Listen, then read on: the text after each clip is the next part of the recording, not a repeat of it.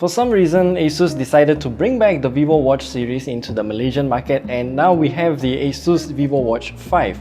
Now, this watch was kind of interesting to try out, so I think our unit here is also directly from Taiwan because as you can see from this label right here, so some of the features might not be available locally, and we'll get more into that later. So yeah, let's begin. So what you get in the box is the usual documentation and whatnot, but I will not do the unboxing here, and what's important is just the watch itself and also the charging cable, and we'll get more into this later. So let's take a look at the watch first. So this watch here has a lot of functions built in, and from its official website it says that the VivoWatch 5 focuses on everything regarding health, 24/7 health data tracking, respiration and temperature monitoring, sleep monitoring, fitness tracking, and personal health insights. And the VivoWatch 5 does all of that while looking stylish at the same time. Okay, so as you can see here, the watch comes with a very stylish design, and it is encased in stainless steel as well. And I don't know the exact measurement of this watch, but if I compare it with the Samsung Galaxy Watch 4 44mm, I think the size is pretty much identical, right? So I would presume that this watch is also 44mm in size as well. And around the circumference of the watch here, we have a dial as well, but this is not rotatable, but it does have all of the numbers labeled here. So if you're using those analog watch face on this watch, then it will complement that look a lot nicer. And around the side here, we have a button which looks like a crown. It cannot be rotated, but it can be pressed.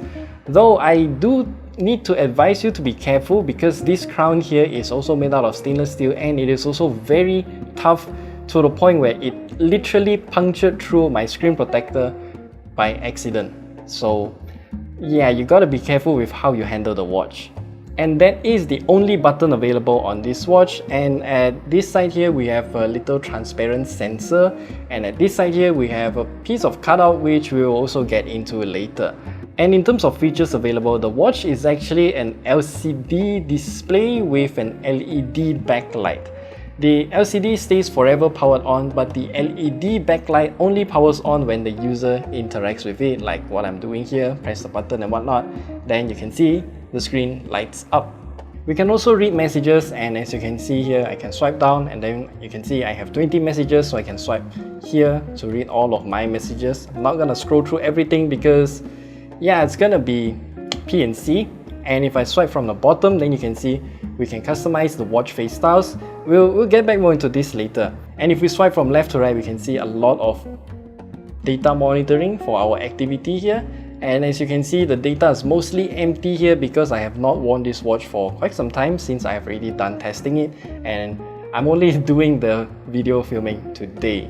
So as you can see, there are pretty much a lot of options here. As you can see, heart rate, house O2 level, which is your blood oxygen level, and then your body harmony, and then skin temperature, PTT. We'll get more into this later as well. And back to the home screen. And now back to the watch faces available. As we can see here, we have quite a lot of styles available, but these are all presets from ASUS. We can still do much more customizations through the app, which I think it is time that we jump into it. I'll just use this watch face for now because it looks a lot nicer. So yeah, now we'll jump into the ASUS Health Connect app.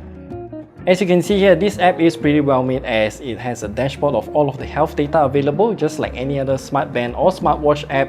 And I will also show you screenshots of the previous data that it has monitored for me.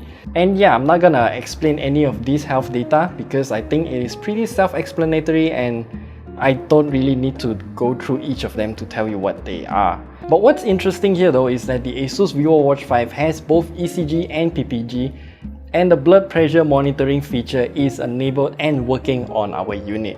And that is where the Taiwan unit comes into play, because I don't know if this is gonna be available for the retail unit for the Malaysian market. And this feature is what ASUS called the PTT, also known as the pulse transit time. Firstly, so I'll just show you how it works by first wearing the watch, and then this watch strap, yeah, we'll get more into that later. I don't really like this strap at all. So after wearing the watch, we can swipe here, and then we can see it tells us to pinch on both sides of the watch, the aforementioned sensors on both sides. So we'll do that now. and we wait.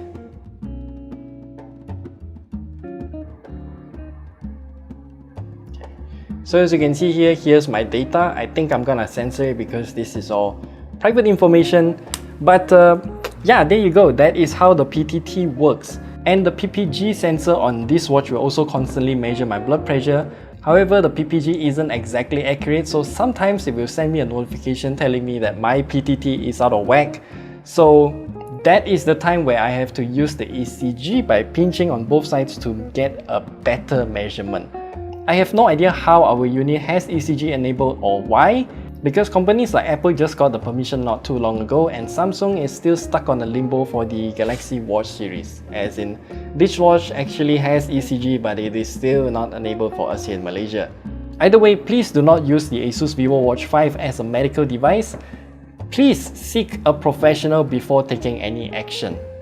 And now back to the app itself. Under the device tab, we have a lot of different options. I think it's pretty self-explanatory. Notifications means that you can set certain apps to vibrate if a message comes in or a notification in general. And then watch face editor is where I'm gonna focus next, because this is quite interesting. So as we can see here, these are all the watch faces that are already built into the watch. All of these are actually pre-made by ASUS themselves. As you can see here, this is something that I personally made, and this is also something that I customized. To show you how I did that, we'll have to hit into my watch gallery. So the first menu here, it says watch face template. So this is where we can technically mix and match our own watch face. So for example, if I select let's just say this watch face, and then I can select what sort of information to be shown on that watch face. And yeah, as you can see, the app isn't exactly the fastest. So once it loads finish, you can see we can select watch face info 1 to be heart rate or PTT index, or pulse O2, steps and wall clock and whatnot. We have a total of 3 different information to display, so we can select pulse O2 level. Let's just say this one is steps, and then this one is PTT. And then we can save this, and the watch face will be sent to the watch, and it will also take like 5 minutes to do so, so I'm not gonna do it here. And customize watch face, this is where we can add our own custom image. For me, I just added a picture of some baby olives, but as you can see here, because the LCD screen is not exactly the best in terms of colors, everything looks very washed out, and there's practically no green color shown here. Yeah.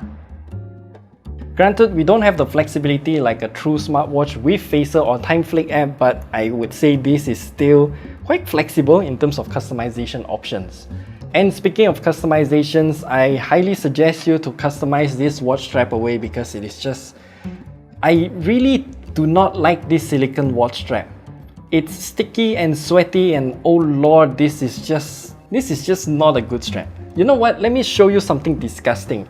You see, I was wearing this watch 24/7 for the past 2 weeks or so, just to test out all of the data, health monitoring and whatnot. And I constantly sweated, and as you can see here, each ridge here has salt deposit from my sweat, and it has crystallized to this kind of crusty white salt thing, which I think is just disgusting. Yeah, I just don't like this strap at all. Granted, ASUS did tell us that this strap is a 22mm strap, so we can change it to whatever we want. As for the battery life, it lasted for about 5 days with all of the monitoring features turned on and lots of notifications every day. And granted, I was also wearing this watch for 24/7 during my time of testing this watch. Okay, now let's get back to the charging cable. I also do not like this because, as you can see here, there are a couple of pins on this side, 5 pins as you can see here, and there are also 5 pins at the back of this watch. So to charge, we'll have to literally plug it into the port to charge. Plug as in plug in, not magnetically snapping it in, because yeah, this is just not a good charger. There's no magnets, no wireless charging, and this is literally a proprietary charging cable then, right? Yeah, I'm not a fan of this. And finally, the price of the ASUS VivoWatch 5. For us here in Malaysia, it is priced officially at 1,688 ringgit, which I think is just a really high price to ask for, especially for a watch like this. I expected this watch to be somewhere around 800 ringgit, but I absolutely did not expect it to be 1,688 ringgit. In my opinion, this is still a very good watch for what it has to offer. It looks nice, it feels nice, other than the strap of course. And also it has a lot of good features, but ultimately it's limited by its software, even though it's functional, but it's just limited. Again, both the straps and the chargers suck, so you will have to change it to your own, except for the charger. But yeah, what can you do about this, right? So yeah, in conclusion, I just think that this watch is way too overpriced. And if you do want to get the ASUS VivoWatch 5, I recommend you to wait for a discount instead. So yeah, that's all we have to share with you in today's video. I'll see you guys in the next one. Goodbye.